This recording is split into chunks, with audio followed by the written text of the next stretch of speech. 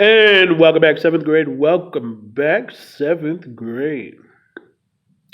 We are reading chapter 17. This is chapter 17 of The Skin I'm In. See, look, that's the book. Boom, boom, boom, boom, boom. Camera's there. Camera's there. All right, let's get started. I'm sorry. Stop playing. I hear you. As soon as I get to the street, two boys I ain't never seen before starts hassling me. Hey, Beanpole, one of them says. You mean Black Bean? His friend says. Across the street, some young lady yells, Y'all leave that girl be. That just makes those boys tease me more. But I ignore them and keep on walking.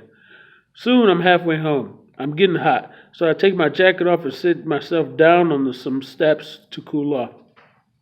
Most of the houses on the block are vacant. I'm sitting on the curb imagining what the street would look like if people picked up the trash and gutted some of the buildings. Then, when I look down the street, here come the two boys who were bothering me. I get up and start walking as fast as I can. Page 87.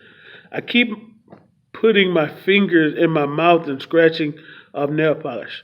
I cross the street even when I don't have to. They keep coming. I like a girl with long legs, one of them says, catching up to me. A sweet, chocolate brown baby with long legs. One of the boys is wearing a biker pants. He laughs and starts walking faster. I walk fast too. Baby, baby, baby, he says. You my kind of woman. Then he gets in front of me. His friend gets behind me. He's dressed in big, droopy pants that show his underwear. Give me a little kiss, he says, right here on my soft, juicy lips. His friends twist my hand behind my back. I yell for him to let me go, but he doesn't. He's big. He's got muscles in his neck and everywhere else. Give my friend a little kiss, he says, pushing me toward the other kid. I tell them to leave me alone. I tell them my dad's a cop and he'll lock them up. They don't care. They're having fun. The boy with biker pants says that if I just give him a kiss, he'll leave me be. I want to see what you taste like, is all. No, I yell, but nobody can hear me.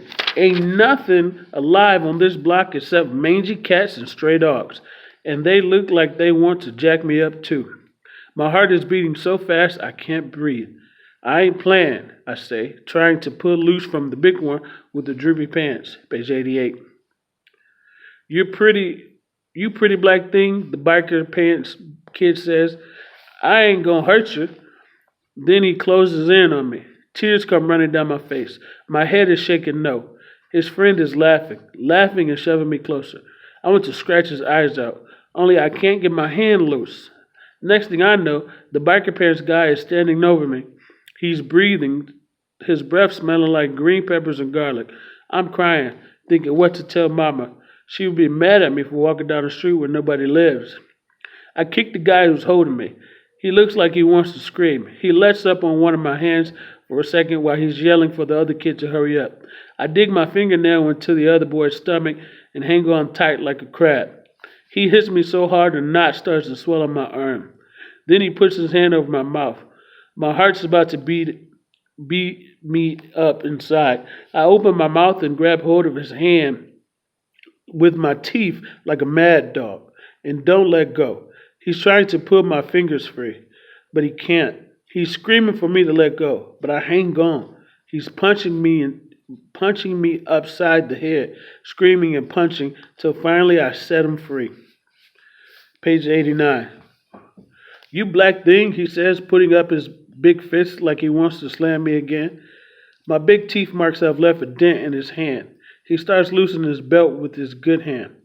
Forget it, man, the other one says. She ain't worth it. He shoves me hard. Next time we see you, you better run, he says.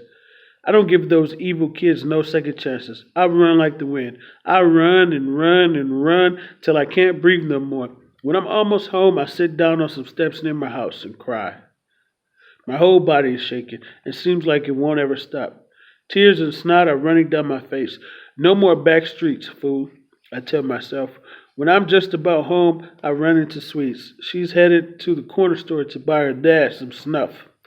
I tell her what happened. Please don't tell Mama, I beg. Sweets agrees. She gives me a sorry look.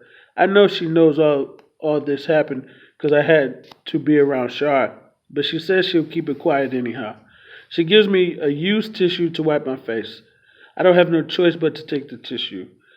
I can't let Mama see me like this. By the time I get home, I don't look bad. I tell Mama that some boys was picking on me, but I don't go into no real detail. Mama studies me for a long minute. You better be careful out there, she says, setting a plate of pinto beans, rice, and pork chops down on the table. I rub my sore arm and try to scoop some beans and rice into my mouth, but my throat won't swallow them down without a struggle. I ain't that hungry, I say, leaving the table before Mama can say anything. I go to my room and cry myself to sleep. Alright, you guys, that is the end of chapter 17. That is the end of chapter 17. Take it how it may. Again, this is a kid's book, so, but again, everything happened and she's okay. Until the next video, you guys, I would like to know your thoughts about this chapter. Until the next video, have a great day.